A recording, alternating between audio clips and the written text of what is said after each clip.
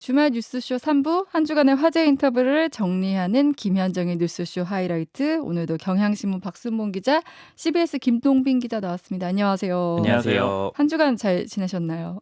너무 더운 네. 것 같아요. 그쵸. 네. 두 잘 분 다 워낙 지냈습니다. 바쁘게 지낸 걸 제가 옆에서 봤기 때문에 정신 없었을 것 같아요. 네. 그것도 그런데 정말 날씨가 이제는 무섭다는 생각 들더라고요. 맞아요. 밖에서 나가야 되는 일이 있으면은 체력이 정말 너무 빠지고, 그리고 사실 저희는 그래도 사무직에 가깝잖아요. 그쵸. 그래서 이제 밖에서 일하시는 분들 정말 음. 위험하다 이런 생각이 들더라고요. 네. 오늘 그리고 또 한 주간 또 안 좋은 뉴스도 좀 많았어가지고 예. 이 얘기들까지 해서 이제 다 얘기를 해보려고 하는데요. 우선 이제 첫 번째 만나볼 인터뷰 주인공 국민의힘 박성중 의원입니다. 박 의원은 국회 과학기술방송통신위원회 국민의힘 간사예요. 그래서 이제 이동관 방송통신위원장 후보자와 관련한 인터뷰를 진행했는데요. 인터뷰 듣고 와서 얘기 나눌게요. 왜 이동관이어야 하는가 묻는다면? 대통령실에서 이야기했지만은 그 윤석열 정부의 방송통신 분야 국정과제를 추진할 적임자다. 이제 이런 전체적인 맥락이 그렇다면 이동관 특보가 언론계의 중심이지 않습니까? 풍부한 지식과 경험, 그리고 다양한 인간관계, 또 네트워킹, 리더십, 추진력 이런 삼박자를 갖춘 인물이다. 이렇게 저희들은 그렇게 보고 있고요. 경험과 방송계 쪽의 인간관계, 추진력과 전문성, 추진력. 또 인적 네트워크 예. 이런 관점에서 이명박 정부에서도 대변인 홍보수석 언론 특보를 지냈고 또 윤석열 정부에서 대협력 특보를 지냈기 때문에 전체적인 관계를 다 잘 아우르고 있다. 이제 이게 첫 번째고요. 네. 지금 현재 그 국정과제 중에 시급한 것이 공영방송의 어떤 공정성 확보거든요. 그다음에 포털의 어떤 여러 가지 어떤 재평의 신뢰성, 네이버 알고리즘 문제라든지 또 문재인 정부의 어떤 적폐리스트 조사 이런 문제라든지 또 종편 재성의 문제라든지 또 각종 방송의 재허가 문제라든지 네. 또 KBS 수신료 분리 징수라든지 이런 다양한 그 현안들이 쌓여 있습니다. 한상익 전 위원장 하나도 처리하지 않았거든요. 이런 문제를 새로운 사람이 와서 할 수가 없다. 뭔가를 갖춘 전문성과 경험과 추진력을 갖춘 인물이 돼야 된다는 차원에서 이동관이어야 한다는 이런 차원이 되고요. 산적한 과제들을 누군가 와서 이걸 다 처리하려면 네. 새로운 이 분야의 새로운 인물이 와서 할 수 없다. 경험이 있는 사람이 와야 따다다닥 처리가 된다. 그렇습니다. 두 번째는 예. 지금 공영방송 특히 KBS, MBC, EBS 이거 방만 경영이 도를 넘고 있거든요. 그리고 또 이것이 민노총 노영방송이 장악을 해서 공영방송의 어떤 공정성, 경쟁력이 완전히 저하되어 있습니다. KBS만 하더라도 올해 1분기에 400억 이상 적자가 났고 네. MBC가 16개 지역사가 500억 이상 영업 손실이 발생하고 있습니다. EBS도 작년에 한 256억 적자가 났거든요. 예. 이런 것도 뭔가를 커버하고 또 세계 여러 가지 방송과 업계를 나란히 할 수 있는 어떤 이런 선진 방송 환경을 조성하는데 누가 책임자냐 이런 차원에서 검토할 수밖에 없고요. 그리고 세 번째로 이야기한다면 본인도 이야기했습니다만은 가짜 뉴스와의 전쟁이 세계가 돌입하고 있는데 여기에 가장 책임자가 역시 그래도 이동관이다 이런 차원에서 지명한 것으로 알고 있습니다. 이동관 후보자는 언론 사찰, 언론 탄압의 장본인이었다는 겁니다. MB 정부에서 언론계가 겪었던 그 홍역을 국민들이 생생히 기억하는데 그 당시에 KBS 사장 강제 해임, YTN, MBC, KBS 낙하산 사장 임명 그러자 방송국 직원들이 막 저항을 했고요. 87년 민주화 이후 최대 규모의 언론인 해직 징계 사태 있었고 거기에 저항하는 파업 있었고 굉장히 혼란한 상황들이 있었습니다. 네네. 그때 같은 대혼란이 또 재현되진 않겠는가? 어떻게 보세요? 본인들이 언론 사찰, 언론 탄압의 장본인이다 이렇게 주장하고 있는데 예. 거기에 대한 명확한 증거는 첫째 없고 두 번째는 이명박 정부에서 했던 여러 가지 어떤 언론에 대한 여러 가지 조치들보다는 문재인 정부에서 자행된 언론에 대한 것은 훨씬 심하다. 몇 배 심하다. 저희들은 그렇게 주장하고 싶고요. 예를 들면 어떤 걸 들 수 있을까요? 문재인 정부는 정권 장악하자마자 2017년 8월 달에 민주당 워크숍에서 방송 장악 문건을 공유한 것이 확인됐습니다. 그러고 나서 바로 MBC 김장겸 사장 해임하고 바로 최승호 사장을 했고요. 연합뉴스 박농 사장 해임 후에 조성부 사장을 취임시키고요. KBS 고대영 사장 취임 후에 바로 양승동 사장을 취임시켰습니다. 그리고 법적 근거도 없는 숙청기구를 바로 설립했습니다. 숙청기구요? MBC의 그 정상화위원회, 예. KBS 진실과 미래위원회, 예. 연합뉴스의 혁신위원회, 예. YTN의 미래발전위원회 동시자발적으로 해서 다양한 언론인들을 탄압했습니다. 그것이 이름은 뭐 혁신위원회지만 사실상은 네네네. 숙청기구였다 그런 말씀이죠? 숙청기구였습니다. 숙청기구였다. 예, KBS 하나만 하더라도 88명을 완전히 해서 22명이 완전 해직되었고요. 예. 66명이 지금 참고로 다 자기 직위와 다른 데로 지금 배치돼서 예. 여러 가지 고통을 겪고 있습니다. 근데 박 의원님, 그게 이제 네네. 문재인 정부의 언론 탄압이고 숙청이고 이래서는 안 됐었다라고 생각하신다면 네네. 똑같이 그 전 정부에서 이동관 수석이 했었던 일도 뭐 같은 숙청, 뭐 해임, 낙하산 같은 거 아니겠어요? 그러면 이번에는 그걸 좀 피해서 다른 사람으로 가자, 뭐 이런 주장 아니겠습니까? 저는 그 이명박 정부에 했던 것이 예. 그 문재인 정부보다는 훨씬 더가 적다, 약하다 이런 이야기를 하고 싶고 윤석열 정부에서는 그 경험을 바탕으로 예. 좀 더 나은 방송의 공정성, 미디어의 공정성 확보를 위해서 충분히 경험과 지식이 있기 때문에 또 대통령의 어떤 철학이 있기 때문에 더 좋게 할 수 있다 이런 차원에서 아까 1공형 다민형 체제 말씀하셨는데요. 네네. 그러면은 궁극적으로는 이제 1공형, 즉 뭐 MBC나 EBS도 다 민영화가 되는 것이 이상적이라고 보시는 겁니까? 전반적으로 선진국 체제를 봤을 때 이제 KBS 우리가 공영방송의 대표 공영방송이 있어야 되지 않겠습니까? 예. KBS라든지 또 EBS는 교육방송이 그 나름의 특색을 가지고 있기 때문에 예. 뭐 그런 정도는 공영의 어떤 체제는 당연한 것이고요.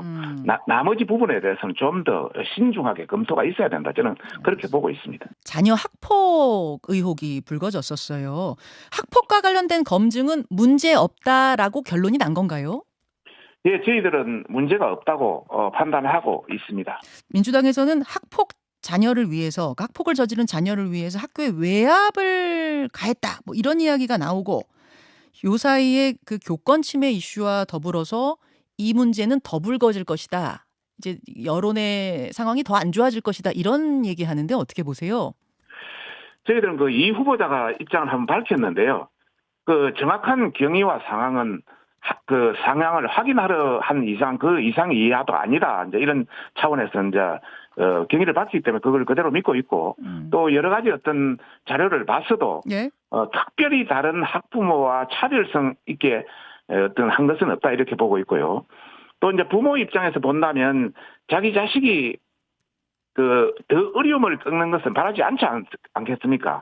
그래서 시험 보고 전학 가게 해달라 이 부탁한 것밖에는 없다 이렇게 보고 있거든요. 그 민주당이 보이콧 카드를 만진다는 것 자체도 저희들은 알고 있는데요. 예.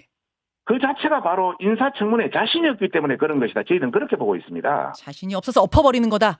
네. 네, 7월 31일 월요일 국민의힘 박성중 의원 인터뷰 듣고 오셨습니다. 이동관 방송통신위원장 지명과 관련한 얘기를 나눴는데 이 인터뷰에서 박 의원은 이 위원장의 풍부한 지식과 경험, 인간관계, 추진력 등 갖췄다 이렇게 평가를 했고요. 이 가짜뉴스와의 전쟁을 해야 하는데 여기에 가장 적임자라고 평가를 했습니다. 그리고 이 후보자를 놓고 제기되는 자녀 학교폭력 문제와 관련해서는 이미 피해자, 가해자 간 합의가 이뤄졌다. 이제 문제될 게 없다. 이런 입장이었습니다. 그런데 이 인터뷰 이후 바로 그 다음 날 이동관 후보자가 한 말이 지금 논란이잖아요. 이 후보자가 첫 공식 출근길에 기자들과 만난 자리에서 공산당의 신문이나 방송을 우리는 언론이라 얘기하지 않는다. 기관지라 부른다. 이렇게 말을 했는데 이 발언 앞으로 청문회 과정에서도 이게 주된 논쟁거리로 될 거로 보여지는데 이 말을 왜 한 걸로 보이세요? 그날 그 첫날 출근길에 이런 얘기를 했잖아요. 네. 그 출근길 상황을 좀 짚어보면 의도를 알 수가 있는데 지난 1일 화요일이었어요. 그때 기자들이 먼저 물어봅니다. 그쵸. 첫 출근하는 소감이 어떠세요? 이렇게 물어보거든요. 그러니까 이제 보통 그냥 시작하는 질문이죠. 이제 네. 분위기를 좀 그쵸. 좋게 하고 좀 다음에 이제 여러 가지 부드럽게 하기 물어보려고 위해서. 네. 하려고 이제 첫 번째 한 질문인데 그 질문에 대해서 바로 그렇게 답변을 한 거거든요. 일종의 모두 발언처럼 준비해온 내용을 쭉 얘기를 하는 거예요. 그 과정에서 이제 이 기관지 그다음에 뭐 공산당의 신문이나 방송 이런 표현들이 나오게 되는 거거든요. 그럼 이 얘기는 이제 의도적이라고 볼 수가 있는 건데, 네. 그러니까 본인이 준비해온 얘기를 했다라는 걸 볼 수가 있는 건데, 그럼 이 얘기를 왜 꺼내는 것이냐? 그러니까 이제 이동관 후보자에 대해서 그 제기되는 야권에서 나오는 의혹이 크게 보면 두 갈래거든요. 첫 번째는 이제 아들 자녀의 학교 폭력 논란이 한 가지가 있는 거고, 네. 또 하나는 이제 방송 장악 내지는 뭐 언론 장악 그쵸. 그런 걸 할 거다라는 그런 프레임 두 가지가 있는 거예요. 네. 근데 지금 두 번째 프레임을 강하게 반박을 하면서 이제 자기 입장을 얘기를 한 거거든요. 그럼 이 얘기는 뭐냐면 두 번째 프레임으로 의도적으로 좀 끌고 갔다 이렇게 볼 수가 있다라는 거예요. 네. 그러니까 이동관 후보자의 하마평에 나온 게 한 두 달 넘었거든요. 그리고 이 얘기는 많이 말씀을 드렸었는데 여권에서 이제 이동관 후보자의 이름을 알려놓고 그 분위기를 좀 지켜보고 네. 그다음에 그런 상황들이 쭉 이어졌는데 그게 두 달 정도 됐었어요. 근데 그때 주되게 다뤄졌던 거는 물론 이제 그 청탁 문제도 뭐 YTN이 보도를 하긴 했지만 대부분의 그 의혹의 중심은 다 아들의 학교 폭력 그쵸. 논란이었거든요. 네. 그러니까 이거를 대부분 이제 클리어했다라고 보는 거죠. 그리고 더 어렵게 보고 있는 거는 여권에서 어렵다라고 보는 거는 그 학교 폭력 문제인 거예요.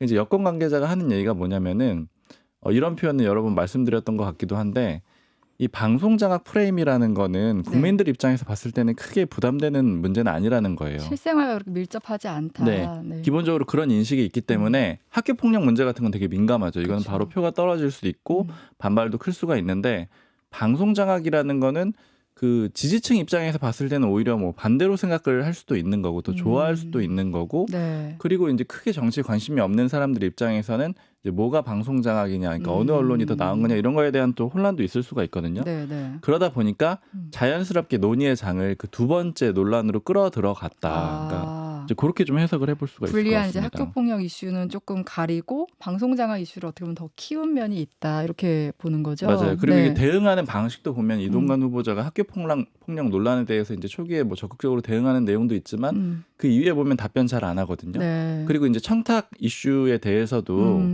그냥 그 언론사에 대해서 그러니까 형사는 아니고 이제 고발 조치를 하고 네. 그렇게 좀 답변을 안 하고 이런 방향으로 가잖아요. 그러니까 네, 불리한 네. 문제에 대해서는 얘기를 좀 안 하는 편이고 그런데 요건 상대적으로 굉장히 적극적으로 답변을 하고 있잖아요. 네, 그러니까 네. 이 얘기는 논쟁해볼 만하다. 그러니까 이렇게 판단을 하고 있다라고 볼 수가 있는 거죠. 논쟁해볼 만하다 이렇게 평가를 한다는데 민주당에서는 이 발언을 두고서 언론에 대한 선전포고다 이렇게 얘기를 했는데 민주당 반응은 어때요? 민주당에서는 일단은 이제 겉으로는 공산당 표현 요 표현에 대해서 발끈하는 모습을 보이고 있긴 한데 네. 근데 전략적으로는 지금 말씀하셨다시피 요 부분에 대해서 그렇게 뭐 이제 절대적으로 효과가 있다든지 싸울 포인트로 잡고 있는 것 같지는 않고 일단 인사청문회 준비에 만전을 기해서 아들의 학교 폭력 문제, 배우자 인사청탁 문제 네. 뭐 이런 부분에 조금 더 집중할 것으로 보여요. 근데 또 한편으로는 철저하게 규명을 해야 된다는 얘기나 논의는 있는데 네. 이 부분에 대해서 지금까지 논란이 된 것 이외에 좀 새로운 팩트가 나온다거나 네. 찾지는 못하고 있어서 좀 고민이 많은 상황입니다. 네. 그리고 민주당이 사실 좀 머리 아픈 지점이 좀 있어요. 어떤 이동관 점이요? 이제 네. 후보자가 아마 위원장이 될 가능성 굉장히 그렇죠. 높잖아요. 네. 거의 100%라고 봐도 될 것 같은데 왜냐하면 야당이 이제 동의 안 해주더라도 대통령이 임명을 할 가능성이 굉장히 높잖아요. 네. 근데 지금 이제 방통위를 그러면 앞으로 어떻게 할 거냐? 왜냐면 이제 방통위에서 모든 문제들이 다 이제 방송 문제들이 다 나올 거 아니에요. 네. 근데 지금 민주당이 안팎으로 좀 압박을 받고 있는 게 이제 최근에 KBS가 분리 징수가 확정이 되고 나서 네. 그 언론 단체들이 민주당에다가 좀 압박을 하는 게 그 최민희 전 의원은 물론이고 아직 임명이 안 된 상태잖아요. 그리고 이제 김현 의원도 다 물러나라. 왜냐면 해결한 것도 없고 뭐 특별히 대응을 해낸 것도 없지 않느냐 이렇게 네. 좀 압박을 하고 있는 상황이거든요. 그래서 이제 앞으로 이동관 위원장이 임명이 되고 나서도 민주당으로서는 좀 부담스러운 상황이에요. 그러니까 그 향후의 대응을 어떻게 할지. 그래서 이제 나오는 방안들이 그 위원 2명 다 사퇴를 하고 그 다음에 그 추가적으로 위원을 임명할 때 그러니까 네. 위원장 같은 경우에 대통령이 임명을 하면 그만이지만 위원 임명은 국회에서 해야 되거든요. 야당 추천목이 또 있고요. 야당 추천목도 네. 있고 그 다음에 거쳐야 되거든요. 이걸 다 안 하겠다라는 거예요. 그러니까 다 보이콧을 해버리면은 네네. 그러면 이제 5명 위원장 포함해서 5명으로 구성이 네. 돼 있거든요. 방통위가. 근데 지금 여당 위원이 1명이 있고 위원장이 1명 있고 이렇게 네. 되면 이제 여당이 2명이 있고 여당 몫이 1명, 그다음에 야당 몫이 2명이 임명이 안 된 상태로 되는 네. 거잖아요. 그렇게 해서 이제 2명만 남겨가지고 일종의 무력화를 시키겠다. 근데 다만 네네. 그 법적으로는 2명이 있어도 또 표결을 할 수는 있어요. 이제 원하는 대로 할 수는 있는데 다만 정당성이 약하다. 그쵸. 이런 점에 이제 공격을 하는 그런 정도의 방안이 있고 그래서 이제 여당 고위 관계자한테 물어봤는데 그 방안 이제 얘기를 하면서 뭐 다른 방안 있냐 그랬더니 다른 방안도 사실은 없고 그걸로도 완전히 막을 수는 좀 없다. 그래서 좀 어려워하는 그런 좀 분위기가 있습니다. 약간 진퇴양난 상황인 것 같은데, 근데 이동관 후보자 뭐 아까 말씀하신 대로 임명될 가능성이 굉장히 높은데, 그럼 이 후보자에게 주어진 임무 중에 가장 중요한 게 가짜뉴스 척결 이 부분일까요? 뭐 가짜 뉴스 척결이라고도 할 수 있고 이동관 후보자 본인이 지금 이미 얘기를 하고 있잖아요. 네. 그러니까 정상화 언론을 좀 정상화시키겠다, 방송을 정상화시키겠다 여기에 초점이 있고 그리고 방통위원장이니까 방송에 좀 초점이 맞춰져 있을 것 같아요. 네. 그리고 이게 구별해서 봐야 된다고 말씀드렸었는데 방송하고 그다음에 이제 신문하고 통신사가 또 쪼개져 있거든요. 네, 네. 그러면은 이제 앞으로 이 신문 내지는 통신사 쪽으로 나머지 그 움직임이 있을 것이다 이렇게 좀 예측이 되는데 이제 그게 언론진흥재단 지금 네. 뭐 이사라든가 이런 사람들 인선 가지고도 좀 얘기들이 나오기 시작을 했거든요. 네, 이제 네. 그런 쪽 방향을 갈 건데 근데 이제 제가 예전에 그 유인촌 그 문화부 특보가 네. 특보의 역할이 뭐 신문이나 뭐 통신 쪽 아니겠느냐 이제 네. 이런 예측이 여권에서 있다라고 그렇죠. 말씀드린 적이 있었는데 네. 그 좀 추가적으로 그 MB 정부 때 그 청와대에 있었던 사람들하고 얘기를 해보니까 실제 유인촌 특보가 그런 역할을 했었냐. 근데 네. 그런 역할을 하진도 않았었다라고 하더라고요. 그래서 이제 유인촌 특보가 그 역할을 할지 안 할지에 대해서는 좀 의견이 엇갈리는데 이제 어찌 됐던 간에 방향 자체는 그 이동관 후보자가 방송, 네. 그 다음에 이제 나머지 영역에서 요 이제 신문 내지는 통신을 좀 일종의 여권 입장에서의 정상화 이런 네. 걸 시키기 위한 노력이 있을 걸로 보입니다. 지금 그럼 이 유인촌 특보에게 딱 뭐 어떤 일을 하라 이렇게 된 건 없는 거예요? 명확하게? 그거는 사실은 지금 좀 잘 모르겠어요. 잘 모르겠는데 네. 그 MB 정부 때 있었던 사람들 얘기로는 그냥 좀 상징성이 있기 때문에 임명을 한 게 아니겠느냐. 그러니까 그런 정도로 좀 보고 있고 특정하게 지금 뭐 어떤 역할을 맡았다 뭐 이런 것들은 지금 공개적으로 나온 건 그렇죠. 없거든요. 네네. 아마 근데 이제 조언하고 뭐 이런 정도 역할은 지금 하고 있을 것 같고요. 네네. 그리고 이제 뒤에 뭐 유인태 전 사무총장 인터뷰를 저희가 듣긴 할 건데 유 전 총장이 이동관 후보자도 그렇고 원희룡 장관도 그렇고 모두 한동훈 따라하기에 바쁘다 이렇게 지적을 했어요. 근데 실제로 좀 그런 분위기가 있나요? 어떻게 국민의힘에서는 이걸 어떻게 보는지 좀 궁금하더라고요. 이동관 후보자가 한동훈 장관을 따라한다 그런 평가를 하는 이제 여당 사람 얘기를 들어본 적은 없는 것 같은데 다만 그 원희룡 장관 같은 경우에는 그런 네. 얘기를 말씀을 드린 적이 있었죠. 그러니까 한동훈 장관하고 네. 일종의 경쟁 관계에 있다. 음. 이게 좀 한번 정리를 해보면 이게 차기 대선 후보들의 포지션을 좀 나눠서 쭉 볼 수가 있습니다. 네. 크게 보면 세 가지로 나눠볼 수가 있는데 친윤으로 이렇게 자리매김하려는 그런 후보자들이 있어요. 그게 원희룡 장관이 되겠죠. 네. 그래서 한동훈 장관을 따라한다라고도 볼 수 있고 어떻게 보자면 한동훈 장관하고 같은 포지션에서 경쟁한다 이렇게도 네. 볼 수가 있을 것 같고요. 또 하나의 그룹은 두 번째 그룹은 외곽에서 지켜보는 그룹들이죠. 이게 원래 대표적으로 홍준표 시장, 네. 그다음에 오세훈 서울시장, 그러니까 지자체장으로 빠지면서 일부러 홍준표 시장 같은 경우에는 대구로 내려갔거든요. 왜냐하면 국회에 있으면 분명히 이 경선 때 대결 구도였기 때문에 윤석열 대통령하고요. 네. 그래서 이제 반윤 혹은 뭐 비윤 쪽 그룹의 리더격으로 됐을 가능성이 높고 네. 그렇게 되면 초기에 그렇게 되면 이제 버티기가 어렵다 이렇게 판단을 한 걸로 보여요. 네. 그래서 내려가는 그림을 택했고, 그러니까 국회가 아니라 그 지자체장을 택했던 거죠. 그리고 오세훈 서울시장도 보면은 뭐 서울시가 관련된 현안에 대해서는 얘기를 하지만 그냥 일반적인 현안에 대해서는 잘 얘기 안 하잖아요. 네. 그러니까 정무적인 문제에 대해서 그러니까 이런 사람들은 약간 그 외곽에서 지켜보면서 이제 거리를 두고 네. 향후 좀 그 향후를 도모하는 그런 사람들이고, 그다음에 마지막 그룹 세 번째 그룹이 반윤 그룹이라고 볼 수 있는데 대표적으로 유승민 전 의원이 되겠죠. 근데 지금 홍준표 시장은 약간 왔다 갔다 하는 상황이 됐죠. 이번에 이제 징계를 받으면서 네. 계속 발언을 조금씩 내놓고 있어가지고 이 지켜보는 입장이라기보다는 이제 반윤으로 살짝 가나 안 가나 뭐 이런 정도의 지금 포지션으로 이렇게 네, 돼 있는 네. 상태인데 이제 이런 그림 안에서 보면은 원희룡 장관은 대선 경선 끝나고 나서 자기 방향을 확실하게 잡았던 거예요.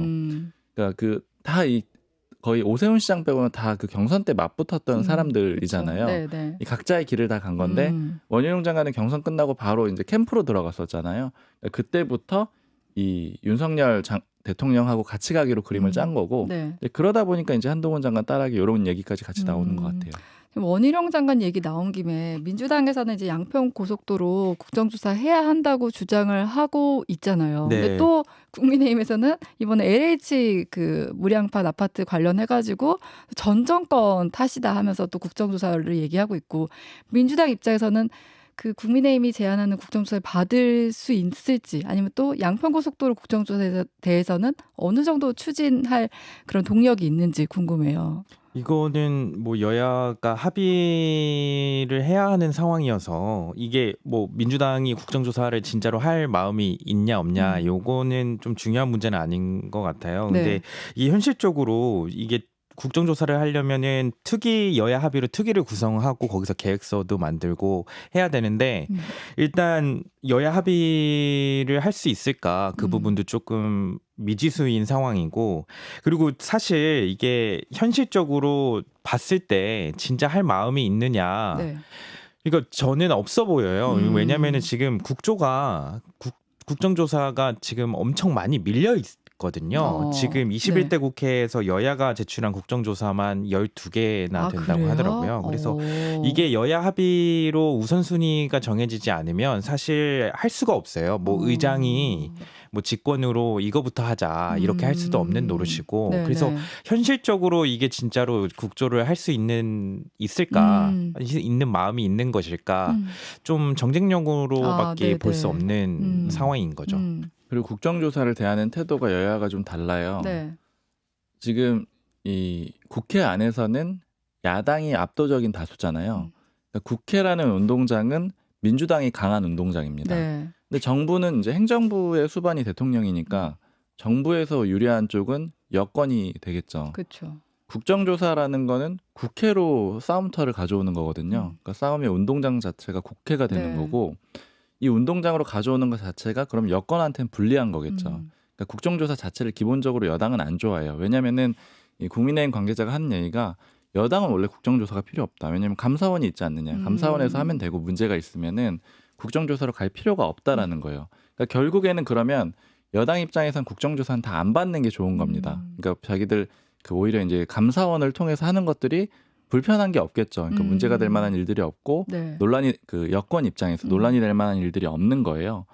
그러니까 이제 계속 국회로 그 야당은 끌어가려고 하는 건데 다만 이 양평고속도로 그 국정조사 문제가 나오다 보니까 지금 국민의힘은 그러면 그거는 절대 받고 싶지 않은 거거든요. 네. 차라리 그러면은 이 그 소위 순살 아파트라는 표현 이제 뭐 좀 잘 안 쓰려고 하는 것 같은데 철근 누락 아파트 요거는 국정조사를 하자 이렇게 좀 대신 반대로 끌어가는 거거든요. 그러니까 국정조사는 기본적으로 안 좋아한다는 게 여권 입장. 그러나 꼭 해야 된다라면은 요거 그 철근 누락 아파트를 해야 된다. 그러니까 이런 쪽으로 끌어간다라고 그림 보시면 될 것 어떻게 같아요. 보면 양쪽 다 진짜로 국정조사를 할 마음은 없어 보인다 이런 네. 생각이 드는데 그 지금 철근 누락 아파트 얘기 나와서 윤석열 대통령이 또 이 부분에 대해서도 저희가 이 방송에서도 몇 번 얘기를 했지만 또 이제 카르텔 얘기를 썼어요. 그래서 정말 카르텔이라는 표현을 좀 좋아하신다 이런 생각이 드는데 왜 이렇게 카르텔이라는 표현을 많이 쓰는 걸까요? 근데 이제는 이 카르텔이라는 용어를 많이 쓰는 거를 좀 공식화했잖아요. 윤석열 대통령이 윤석열 정부는 반카르텔 정부다 이렇게 아예 규정을 내렸거든요. 그러니까 이제 앞으로 모든 분야에 대해서 이제 카르텔을 지목하고 그걸 좀 해소하는 그런 방향으로 국정 운영을 할 걸로 보이고요. 그러니까 여태까지 운영 방향도 좀 그렇게 됐죠. 네. 물론 초기에는 반카르텔 정부다 이런 개념을 딱 잡지 않았는데 하다 보니까 그런 쪽으로 좀 방향이 잡힌 것 같아요. 그럼 이제 왜 이런 방향이 됐느냐 이게 좀 여권 사람들이랑 얘기해 보면서 그 들었던 생각은 뭐냐면 초기에 그 윤석열 대통령이 뭐 경제 쪽도 좀 해보려고 하고 뭐 여러 가지 이제 방향들을 다 해보려고 했었는데 이 내부에서도 나오는 비판이 어차피 윤석열 대통령이 계속 그 검찰에 있었고 경제 전문가가 아니라는 거는 그 지지자들도 다 안다라는 거예요. 그래서 그러면 윤석열 대통령한테 원하는 게 뭐겠느냐, 네. 그러니까 윤석열 정부가 탄생한 이유가 뭐겠느냐라고 해봤을 때는 결국에는 이제 뭐 엄정한 법 집행이라던가 이제 그런 것들을 좀 원했던 게 아니냐. 네. 그래서 이제 그런 방향으로 가다 보니까 그러면 이제 카르텔을 좀 그 혁파하는 그런 방향이 윤석열 정부의 아이덴티티에 맞다. 이런 쪽에 좀 결론을 닿아가지고 네. 그런 그림으로 좀 끌어가는 겁니다. 어떻게 보면 가장 잘할 수 있는 분야가 또 카르텔 척결이다 이렇게 판단을 한 것 같고. 저는 네. 근데 이 카르텔 얘기할 때마다 떠오르는 게 지난 문재인 정부 때 적폐라는 단어가 네, 떠올라요. 네, 네. 근데 이게 지금 그때 내세웠던 것도 촛불 정부로서 적폐 청산을 가장 이제 그쵸. 어떤 국정 동력으로 명분이 이용을 있다 했었거든요. 이랬었죠. 네. 근데 저는 이게 굉장히 위험한 단어라고 생각을 하고 정치적으로도 별 이득 그 문재인 정부 사례를 봤을 때 네.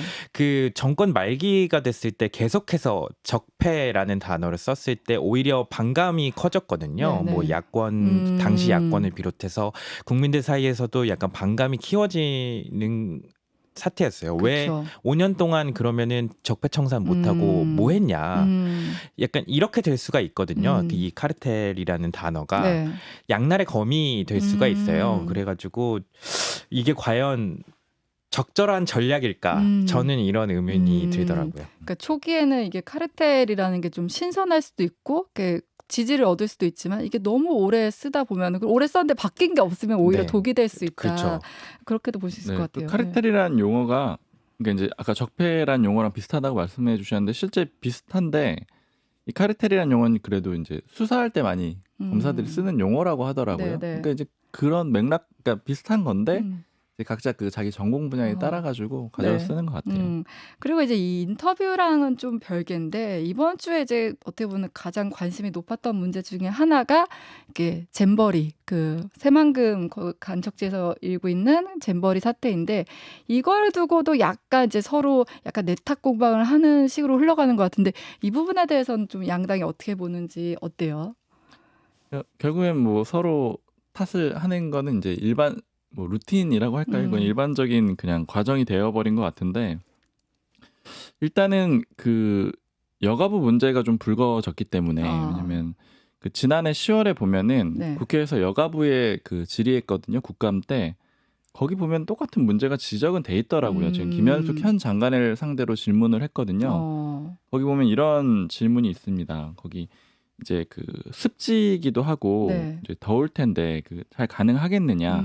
그리고 특히 8월 첫째 주나 둘째 주에 열리게 되는데 이게 작년 기준입니다. 지금 올해 8월 첫째 주 둘째 주 사이에 이 부지에 장마가 와가지고 배수가 안 되고 있는 상황이다. 이렇게 질의를 해요. 그러니까 그래서 지난해 여름에 배수가 안 됐고 이랬던 상황을 지적하면서 내년이 좀 우려된다 이렇게 얘기를 맞습니다. 하는 거네요. 그랬더니 네. 이제 김현숙 장관이 그거에 대해서 이제 뭐 잘 그런 일이 있었던 것은 알고 있는데 뭐 수시로 살펴보겠다. 뭐 날씨가 어떻게 되는지 살펴보겠다. 이렇게 좀 얘기를 했거든요. 그런데 올해 이제 폭염도 어느 정도 예정이 돼 있었고 그리고 사실 지역 신문들, 지역 언론들 보면 굉장히 그 맞아요. 지적들이 많더라고요. 네. 그러니까 여기저기에서 문제 제기가 있었는데 해결이 안 됐다라고 하면은 어찌 됐던 간에 이제 현 정부에서 그 책임을 완전히 피하기는 좀 어려울 것 같습니다. 네. 이거는 뭐 근데 약간 정부의 책임도 있지만 네. 그 약간 인식 자체가 좀 후진적이었다. 지금 뭐 더불어민주당 소속의 전북 도의원 발언이 또 문제가 됐잖아요. 그쵸, 네. 그러니까 소년들이 귀하게 자라서 불평 불만이 많다 이런 식의 논란도 있는데 네. 이런 식의 지적을 하는 걸 보면 여야를 떠나서 조금 인식이 후진적이었던 게 아닌가. 그렇게 해서 이런 결과가 나온 게 아닌가 이런 생각이 듭니다. 맞아요. 김동민 기자 얘기하니까 또 생각이 나는 네. 게 아까 저희도 뭐 시작할 때 오프닝 때 얘기를 하긴 했지만 뭐 더위 얘기를 했었잖아요. 네.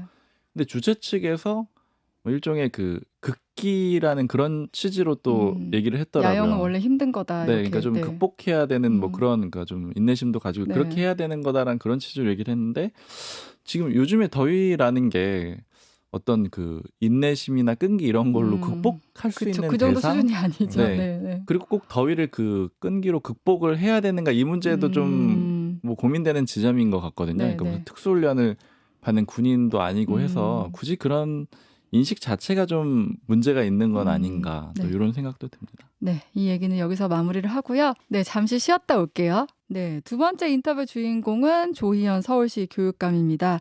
조 교육감 인터뷰는 이제 목요일에 있었는데 서희초 교사 사망 사건 이후 교권 추락 문제가 전 사회적 문제가 됐잖아요. 이 인터뷰 듣고 와서 얘기 나눌게요. 일부의 학부모가 자녀 문제로 밤낮 없이 폭언을 일삼고 교장실로 찾아가 교사의 자질을 문제 삼는 것. 이게 정상이냐. 이 비정상을 정상화하는 것. 저는 이게 굉장히 좀 중요한 것 같습니다. 그중에 이제 악성 민원성 면담이 있을 수도 있으니 사전 예약을 하셔라. 그렇습니다. 그리고 그곳에 CCTV를 설치하겠다. 어제 그런 발표하셨네요. 아, 예. 예, 의무화인가요? 예, 그래서 일단은 어떻게 보면은 그 이제 외국 같은 데를 가보신 분들은 많이 알 거예요. 거의 제가 가본 뭐 프랑스 학교 같은 데는 거의 철문처럼 학교가 이렇게 닫혀 있기도 해요. 그래요? 그 많은 나라에서 학교와 학교 외부는 이게 교육이 이루어지는 공간이기 때문에 굉장히 엄중하게 이게 됩니다. 근데 우리는 굉장히 좀 느슨한 편입니다. 그래서 말하자 악성 민원인 또 굉장히 때로는 악성 민원인은 자녀 문제로 분노한 상태거든요. 네. 그런데 이제 교장실로 심지어는 선생님의 전화로 해서 이렇게 뭐 민원을 바로 폭언처럼 퍼붓는다거나 하는 거에 대해서 예. 공식적 절차를 만든다 이렇게 생각하시면 될 것 같습니다. 뭐 이게 사실 가장 중요한 것은 아동학대 처벌법으로부터의 뭐 면책 조항이라든가 뭐 이따 나오겠습니다만 그런 게 더 중요하고요. 근데 그럼에도 불구하고 민원이 현존하니까 그것이 좀 체계적으로 선생님을 괴롭히는 방향으로 이루어지지 않도록 네. 제도를 정비한다 이렇게 생각하시면 될 것 같습니다. 가장 중요한 건 아동학대 처벌법으로부터 면책 조항을 달라는 것이거든요. 선생님들의 요구가요. 예, 그런 법이 돼야 악성 민원이 훨씬 줄어들죠. 밤을 새워서라도 저는 보안 장치를 만들어야 된다고 봅니다. 보안 장치 예를 들면 어떤 게 가능할까요? 그러니까 가장 핵심이 지금 아동학대 처벌법으로부터 네. 이제 이게 우리가 이제 아동 학대가 가정에서 이제 만연했던 점이 있지 않습니까? 우리 사회가 그런 점이 있어서 아동학대 처벌법이 되는데 예. 그 원리가 원래 이제 가정에서의 아동 학대가 가장 초점이었는데 그게 이제 학교라는 공간에서의 선생님과 학생의 관계에 무차별적으로 적용되다 보니까 이게 이제 문제가 되는 거예요. 그리고 어떤 면에서는 이제 일부 학부모님들이 그걸 네. 자신의 민원을 관찰하기 위한 도구로 활용하는 겁니다. 예, 그러니까 정서적 학대 당했다 우리 아이가. 그렇습니다. 그러니까 심지어 칭찬 스티커를 줘도 학대라고 그런다면서요. 그렇습니다. 우리 아이는 그러니까 왜 못 봤냐? 바로 그게 가장 핵심입니다. 그러니까 정당한 교육 활동 예. 혹은 선생님들이 이제 훈육을 하셔야 되잖아요. 예. 그것을 학대로 규정하는 겁니다. 정서적 학대, 신체적 학대 이렇게 됩니다. 그러면 일단 이제 문제가 되는 거예요. 일단 문제가 되는 아동학대로 겁니다. 신고할 때 들어가 버리고 경우에 나면 따라서는 분리 조치를 해야 될 거 아니에요. 아동 학대에 신고가 들어갔으니까. 가정에서는 예를 들면 부모가 아동 학대를 한다 그러면 분리 조치를 하는데 유사하게 분리 조치를 하는데 분리 조치 자체가 다른 학생에게 피해가 되고 선생님한테는 결정적 타격이 되는 겁니다. 그래서 어떤 식으로 지금 어제 내놓으신 걸 보니까 신고를 당하면 무조건 일단 변호사 선임 비용을 내준다. 예. 그러니까 이제 이렇게 되는 겁니다. 자, 아동학대 처벌 조항으로 신고가 됐을 때 일단은 이제 요 문제가 되는 부분을 법을 고쳐서 줄여야 된다는 거고요. 그런데 이제 소송이 실질적으로 발생했잖아요. 발생을 하면 선생님들이 고통에 이미 들어갑니다. 변호사비도 돼야 돼요. 변호사 상담도 해야 됩니다. 이런 부분을 이제 바로 즉각적으로 지원하겠다. 이번 사건 초기부터 논란이 됐던 게 학생인권 조례입니다.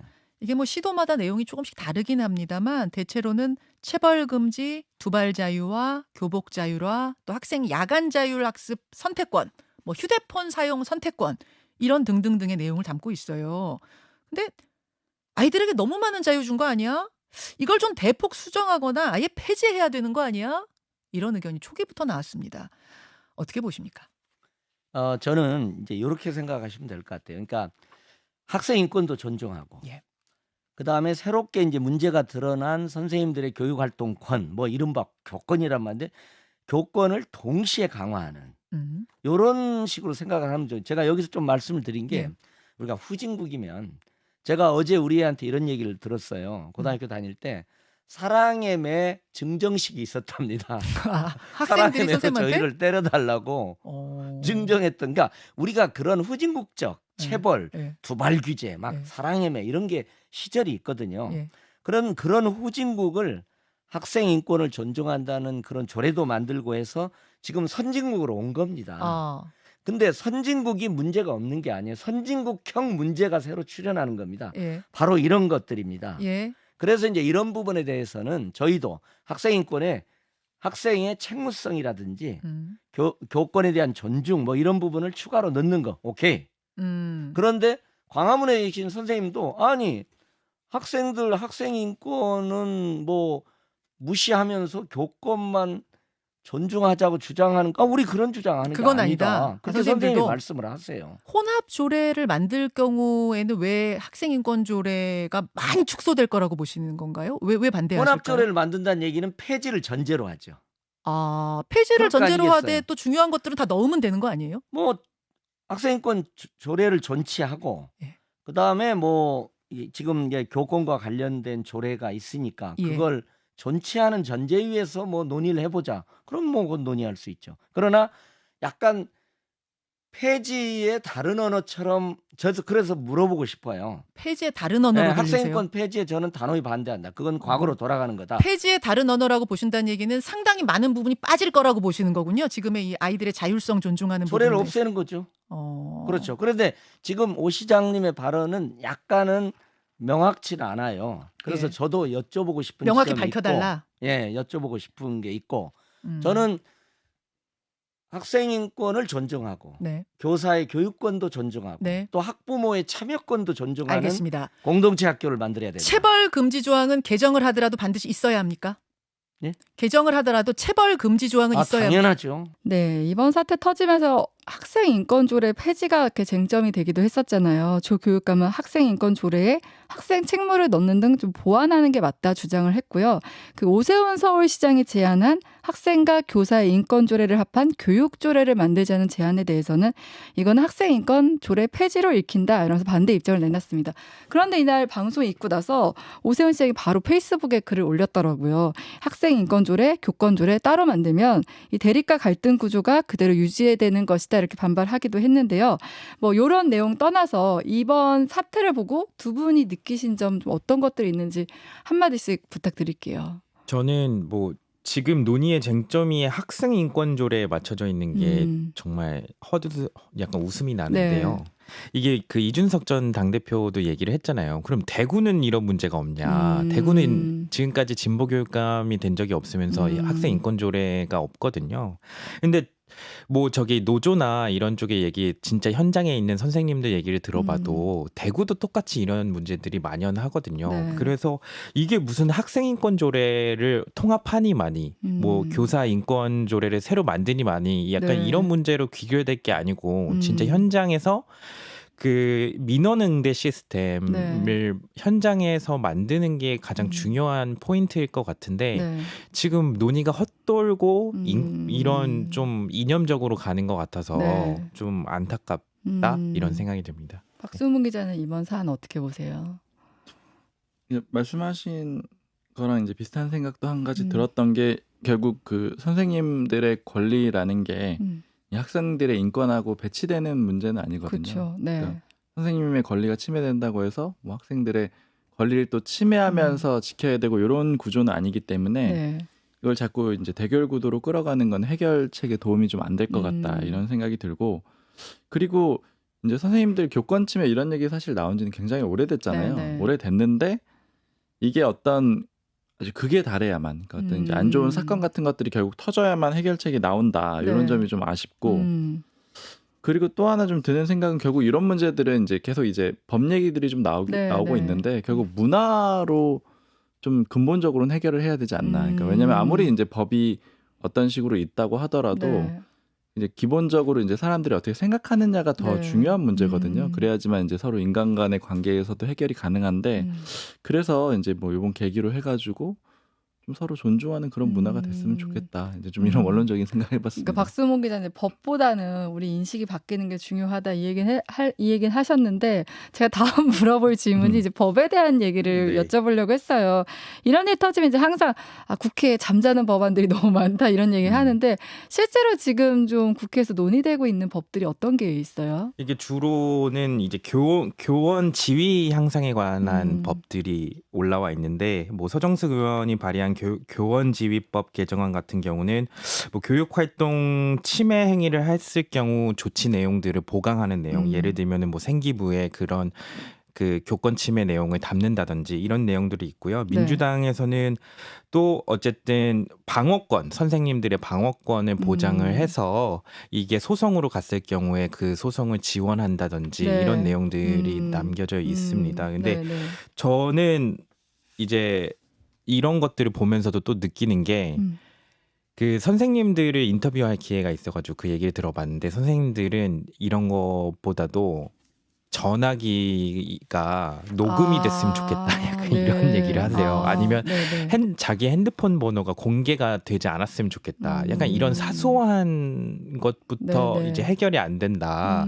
오랜 시간 동안 해결이 안 된 문제다. 이런 이제 디테일한 지적들을 하시더라고요. 그래서 저도 말씀하신 것처럼 이런 법들도 중요하긴 한데 좀 민원응대 시스템을 현장의 목소리를 반영해서 갖추는 게 우선이 아닐까 이런 생각이 들었어요. 지금 서울시는 일단 시범적으로 해보기로는 했습니다. 물론 이제 전체적으로 시작한 건 아니고 그 신청을 하는 학교에 한해 가지고 도입을 하기로 했고 이제 어플 통해 가지고 어떤 민원이 있으면은 그쪽을 통해서 이제 학부모들이 제기할 수 있도록 그렇게 했고 일원화 시켰고 그다음에 이제 민원실도 바로 이제 교무실로 가지 못하게 민원실을 따로 만들고 거기 CCTV도 설치하는 그런 방안을 내놨다라 그래요. 이제 한번 적용을 또 해보고 또 상황도 보면 될 것 같습니다. 네. 그리고 이제 이건 조금 다른 얘기인데 정치적인 얘기로 넘어오면은 이번 주에 이제 김현정의 뉴스쇼에 이준석 전 대표가 출연을 해서 이번 총선에 영향을 줄 새 인물을 꼽았는데 한 명이 윤석열 대통령이었고 그중에 한 명이 오세훈 서울시장이었어요. 오세훈 시장에 대해서는 어떻게 보면 약간 좀 언론의 관심도가 좀 떨어져 있는 것 같은데 좀 어때요? 근데 오세훈 서울시장을 이제 꼽은 거는 뭐 이준석 전 대표 입장에서는 이제 중도성이 좀 강한 인물이고 그것 때문에 이제 수도권 민심을 좀 얘기를 하는 것 같아요. 지금 이제 사실은 여당이나 야당 고루 다 얘기를 들어보면은 기본적인 구도 자체는 여권이 조금 더 유리한 것 같다 이런 얘기들을 많이 하거든요. 그런데 실제로 그러면 여권이 이기려면은 이 표를 수도권에서 가져와야 되잖아요. 의석을 수도권에서 가져와야 되는데 개별 지역구에서는 막상 맞붙으면은 어느 지역구에서 이길지를 모르겠다. 그러니까 개별 경쟁력은 현저히 떨어지고 수도권에서는 특히 장담을 못하겠다. 이런 식으로 얘기가 돼서 지금 혼전 양상을 다들 얘기를 하거든요. 이제 이런 상황에서 서울시장의 역할이 좀 중요할 수 있겠죠. 근데 기본적으로는 서울시장이 어떤 뭐 특별한 역할을 할 수는 없도록 돼 있거든요. 총선에서 그러니까 나설 수가 없게 돼 있어서 그 이준석 전 대표의 분석은 뭐 완전히 이제 막 그렇게 저는 이제 동의하기는 좀 어려운 면이 있고. 그래서 오세훈 서울시장은 아마 이제 총선 이후부터 본격적으로 움직일 거예요. 그러니까 총선이 지나고 나서 총선 결과가 예를 들어 뭐 윤석열 대통령한테 불리하거나 혹은 유리하거나 이런 결과가 나오게 될 거잖아요. 그랬을 때 이제 그 아까 말씀드렸던 그 대선 주자들의 세 가지 포지션이 있잖아요. 거기서 이제 그 대부분의 대선 주자들은 결국에는 그 임기 레임덕 시기에는 전임 대통령을 비판하면서 서게 돼 있거든요. 그게 어느 정도 시기부터 시작이 되느냐. 이게 이제 좀 그 주요하게 보실 포인트인 것 같습니다. 네, 이 얘기는 여기서 정리하고 세 번째 인터뷰 주인공 만나보고 올게요. 세 번째 인터뷰 주인공은 앞서 예고했듯이 유인태 전 국회 사무총장입니다.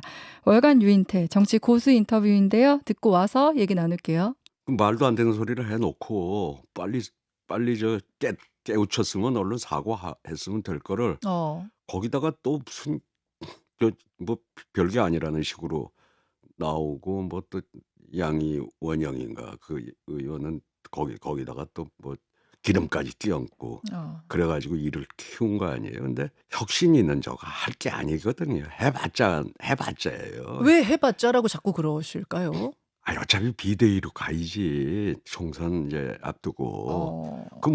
그 지도부가 그대로 있는 속에서 혁신이 만들어 봐야 예.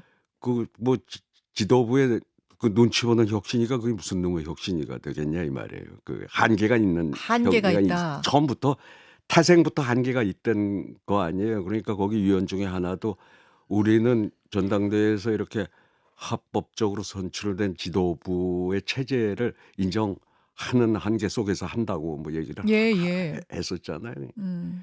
그런 혁신이 만들면 뭐해요? 그게 이제 의총에서 뭐 그렇게 결의를 해가지고 한 건데 하여튼 뭐 그 해봤자 아무 뭐 할 게 없는 혁신이었는데 한계는 하여튼 한계 부분인 거고 지금 문제는 그 한계 문제가 아닌 설화가 계속 벌어지고 글쎄 이제 원래는 태생이 그랬고 그러고 이제 저렇게 설화가 생겼으니 좀 빨리 해체하는 게 그러니까 사퇴하고 뭐 더 할 일도 없어요. 해체해라? 나는 혁신이 해체하는 게 답. 죄송합니다 이러고 그냥 여기 사퇴하고 뭐 또 새로운 뭐 그렇다고 지금 뭐 혁신위원장을 또 뭐 모셔오겠어요? 어쩌겠어요? 그냥. 지금 혁신위가 뭐 의원들 대상으로 설문조사하고 어떻게 할까요? 뭐 이런 방향성. 뭐 철없는 사람들이 그따위지 자꾸 해봐야 뭐예요? 그거. 철이나 좀 들라고 그래요. 우선. 저 철없다는 이야기는 어제 김은경 위원장이 스스로 한 그 얘기 하시는 거죠? 내가 철이 없는 교수다. 글쎄 철도 없는 사람이 뭐 설문을 돌리고 계속 더 하려고 그래. 사퇴하고 아예 혁신위까지 해체해라.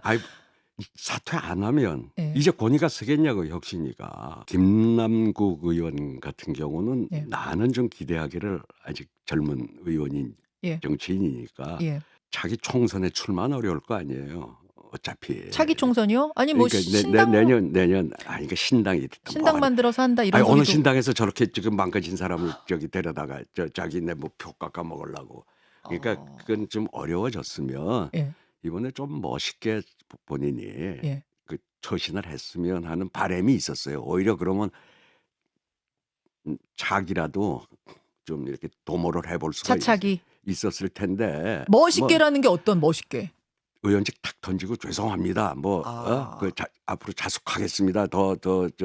제가 뭐 그러겠습니다. 이런 식으로 했으면 뭐 혹시 이제 근데 이 자꾸 소위 구질구질하게 처신을 하면은 이제 앞으로 미래도 없다 이렇게 보는데 다만 저는 이번 제명 그 권고가 나왔을 때 저게 이제 옛날 또 원혜영 전 의원이 강조하던 게 입법 미비다. 입법 미비요? 그게 무슨 말씀이실까요?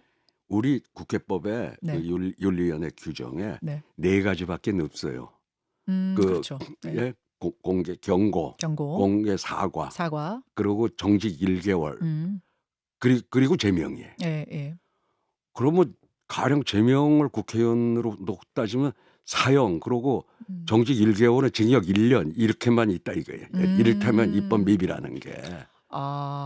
중간 단계가 좀 있어야 된다고 보시는 그러니까 거예요? 뭐 정직 6개월이든 그러니까 윤리위에서도 저 정직 1개월 4년 임기 중에 1개월 정직 주기엔 너무 적다. 하기엔 너무 작다. 작다. 그럼 정직 한 가령 6개월, 10개월. 그럼 4년 중에 한 10달이나 국회를 못 나오게 하면은 굉장한 중벌 아니에요. 그러니까 저기서도 1개월 주면은 자기들이 욕 먹을 것 같으니까 저거 제명으로 갔는데 우리 뭐 헌정사에 제명이라는 건 아시다시피 김영삼 전 대통령 한 거밖에 정치적으로 한 거밖에 없거든요. 그 제명이라는 칼은 그렇게 함부로 휘둘릴 건 아니라고 봐요 저는. 그러니까 지금 민주당도 사실 이제 혁신위가 한다 그러면 저거부터 어떻게 거기서 해방되는 게 혁신이었거든요. 그 강성 지지층으로부터. 강성 열혈 지지층으로부터 해방되는 걸 하는 게 사실은 혁신. 지금 민주당이 혁신이 만들었으면 총선에서 이기는 길을 내놓는 게 혁신 아니겠어요? 물론이죠. 근데 그러려면 강성 지지층부터 어떻게 해방되느냐? 뭐 이게 아니니까 저건 하나마나 지금 한 혁신이라고 뭐 저번부터 얘기를 했었고. 그 지금 원희룡 장관이 열혈 지지층으로부터 화환 좀 받으면 망하는 길이죠. 열혈 지지층. 그리고 그만큼 탈하겠다는 증조하고 그게.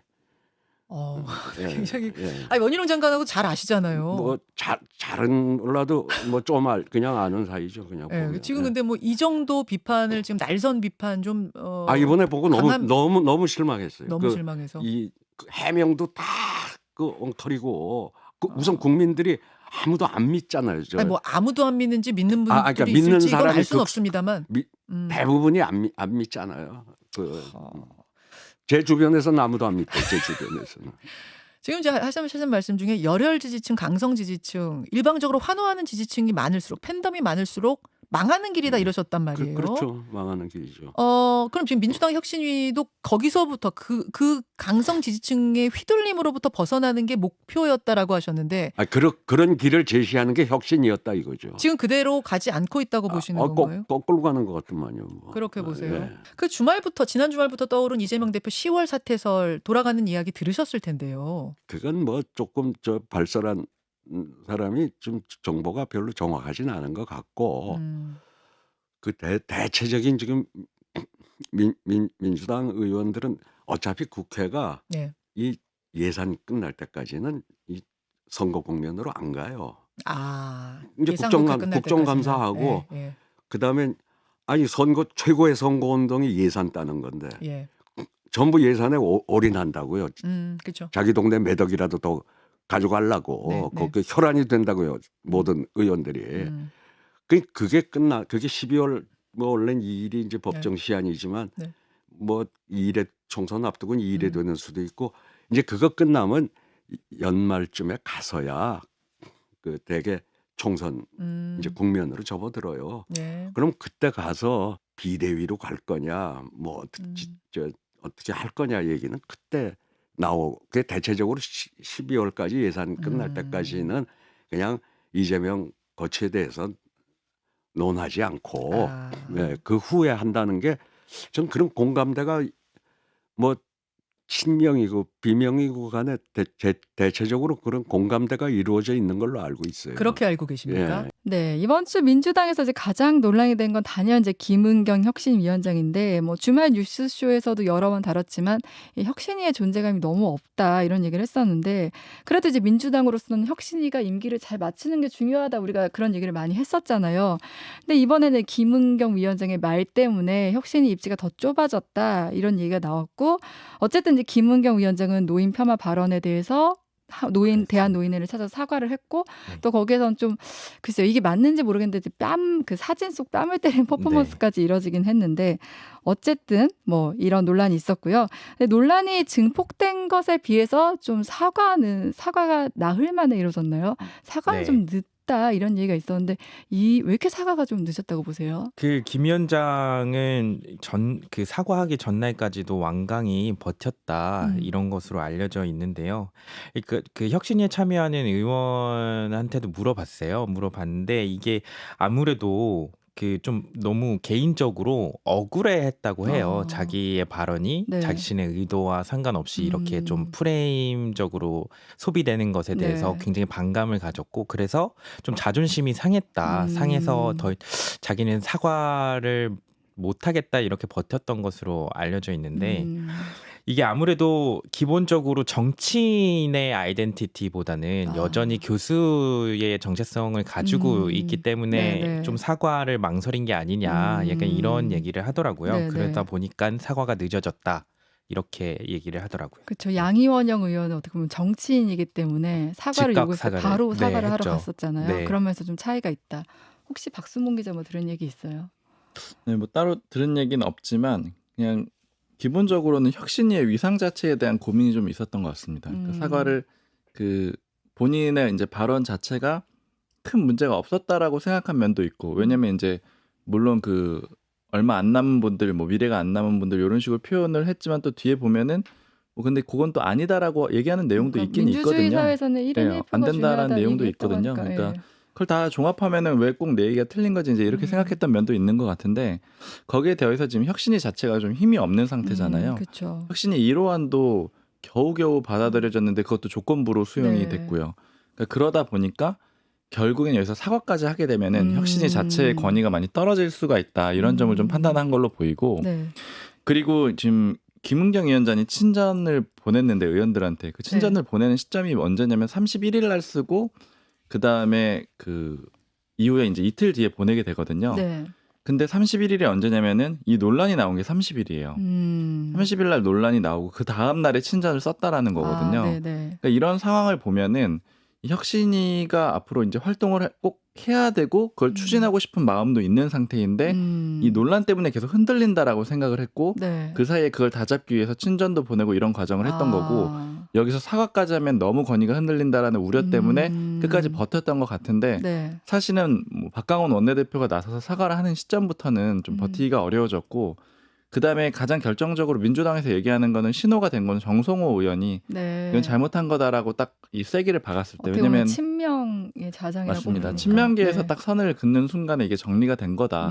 그래서 이제 버틸 수가 없었다 이렇게 좀 해석들을 하고 있습니다. 아까 뭐 친전 얘기를 하셔서 그 친전 이렇게 돌렸다고 하는데 여기에는 이제 혁신위가 앞으로 이제 제안할 방안들도 이제 문항에 담겼다고 하는데 그 중에 하나가 이제 전당대회에서 대의원 폐지 이게 또 담겼다고 하는데 이 부분에 대해서도 좀 힘을 받을 수 있을까요? 이거는 어떻게 보면 비명계 의원들이 반대하는 사안이잖아요. 네, 이거는 뭐 친명계 의원들도 힘을 받을 수 있을까 그런 의문을 가지고 있더라고요. 그러니까 일단 지금 기본적으로 뭐 힘이 많이 떨어져 있는 상태에서 일단 하지만 이제 대안은 내놓긴 어쨌든 이게 그 마침표는 찍어야 되잖아요. 뭐 그게 힘이 있든 없든 간에 마침표는 찍어야 되기 때문에 대의원제 손질을 하는 안이 상정돼 있는 건 맞는데 이게 구체적으로 어느 비율로 맞출지 지금 얘기를 들어보면은 그 표의 등가성 문제가 엄청 이제 핵심인데 표의 등가성의 차이가 너무 크다. 그래서 요거를 어느 정도 비율로 줄이는 방안이 있고 아니면 1대1로 가져가는 비율 요렇게 두 가지로 크게 나뉘어서 논의가 진행 중인데 아직 뭐 확정은 되지 않았다고 해요. 근데 요거에 대해서 이제 비율을 어떻게든 조정을 한다. 요거는 방향이 정해져 있다. 이렇게 그리고 이제 혁신이 이제 폐지 얘기도 당 내에서 뭐 텔레그램방인가 뭐 이런 데서 나왔다고는 하는데 이 분위기는 근데 사실 활동 기한이 얼마 안 남아서 활동 기한이 사실 뭐 9월까지 예상이 됐었죠. 근데 지금 들리는 얘기로는 8월 말 8월까지 하고 끝내야 되지 않겠냐 이런 얘기를 하더라고요. 대신 워낙 뭐 지금 중간에 폐지시킨다 이런 모습은 아니고 지금 근데 그것도 혁신이도 그 사실을 너무나 인식하고 있기 때문에 속도를 내고 있다 이런 말이 들리더라고요. 그러니까 빨리 이제 뭐 수동적으로 폐지를 당하기보다는 빠른 속도로 혁신안을 제출을 하고 이제 결자 해제하는 방향으로 가지 않을까 이렇게 예상이 됩니다. 저도 비명계 쪽 인사랑 얘기를 해봤는데 지금 이제 혁신위에 대해서 거의 그 기대치도 많이 떨어진 데다가 사실은 이제 시작부터도 좀 높진 않다라고 말씀을 제가 드렸었거든요. 근데 이제 예전에 이 혁신위가 결국에 리스크로 작동을 하게 되는 거는 우리 못 하겠어요. 여기 민주당 우리 못 고치겠다. 우리 떠나겠다. 요거는 좀 리스크이기 때문에 일종의 줄다리기처럼 적당한 수준에서 받아주면서 그래서 이제 1호 혁신안 같은 것도 완전히 받아준 것도 아니고 안 받아준 것도 아니고 이런 상태가 되면서 그렇게 왔던 거잖아요.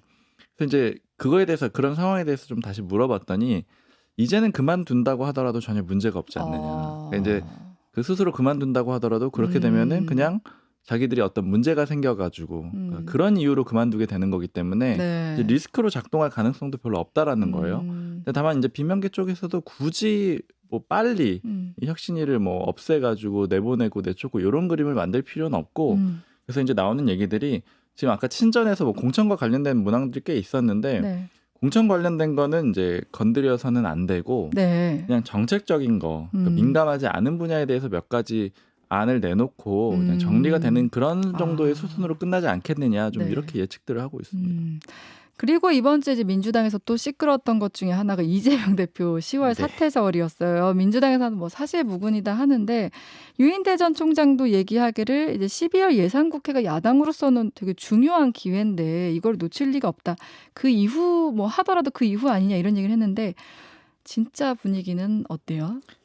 그 진짜 분위기에 대해서 굉장히 고민이 많이 들었는데 네. 사실 잘 모르겠고요. 아무튼 지금 당내에서는 10월설이 제기가 돼 있는 상태고 네. 12월설 유명했죠. 그 이전에 제기됐던 건 12월설이에요. 네. 여기서 중요한 거는 어쨌든 그 시기도 시기지만 아무튼 총선을 앞두고 이재명 대표가 이제 내려올 것이다. 여기에 대해서 공감대 수준이 점점점 높아지고 있다. 이 여기가 핵심 방점인 것 같고요. 네, 네. 앞으로 뭐 이재명 대표가 이제 일단은 물러날 것이라는 공감대가 형성된 만큼 이제는 논의의 포인트는 어떤 방식으로 물러날 것인가, 정말로 그 구속영장 때문에 물러나게 될 것인가, 아니면 스스로 뭐 그 비대위를 세우든 아니면 공동체제로 가든, 네. 이거 어떤 방식으로 잘 물러나서 공천권에 영향을 미칠 수 있을까? 그러니까 여러 가지 포인트들이 있을 것 같아요. 이 부분에 조금 더 방점을 맞추는 게 맞지 않을까 이런 생각이 듭니다. 네. 지금 이제 이원우 의원이 사실은 이번 총선을 그 이재명 대표 체제로 치를 수밖에 없지 않겠느냐 이렇게 얘기를 한 적이 있어요. 한 일주일 정도 좀 전 정도인데 네. 그래서 이제 비명계 쪽에 그런 얘기를 물어보니까 사실 그거에 좀 동감하는 분위기가 많았거든요. 네, 네. 그런데 상황이 좀 바뀌었어요. 그러니까 이번에 이제 이화영 전 부지 사건이 네. 터지면서 이재명 대표가 다시 버틸 수 있겠느냐. 네. 만약에 그 실제로 구속까지 된다라고 하면은 그 체제가 유지가 되기가 좀 어렵다. 그러니까 네. 이런 관측들이 나오고 있어가지고 물론 이제 그 10월 사퇴설 자체에 대해서 그리고 이제 김두관 의원이 맡을 거다 이런 거에 대해서는 대체적으로 다 아니라는 평가. 사실은 뭐 거의 제가 들은 사람은 다 아니라고 했거든요. 왜냐면 이제 김두관 의원이 원 내에서 그 정도의 영향력이 없고 그리고 친명계에서도 영향력이 없는데 비명계 쪽에서도 받아들이기가 어렵다. 왜냐면 친명이라는 그런 이미지가 명확하니까. 그래서 그러니까 이래저래 어렵고 게다가 전당대회는 더더욱 아니라는 거예요. 왜냐면 이재명 대표 입장에서는 결국에는 자기 체제가 그대로 유지되는 그림이어야 되는데 비대위는 맞지만 비대위는 이재명 대표가 지목을 해가지고 하면은 이재명 대표의 두 번째 체제다 이렇게 부를 수가 있겠지만 전당대회를 치르게 되면은 그건 이제 그 자체로 정당성을 갖게 되는 새로운 당대표가 출발하게 되고 그리고 그 사람이 누가 될지도 장담을 못하게 되거든요.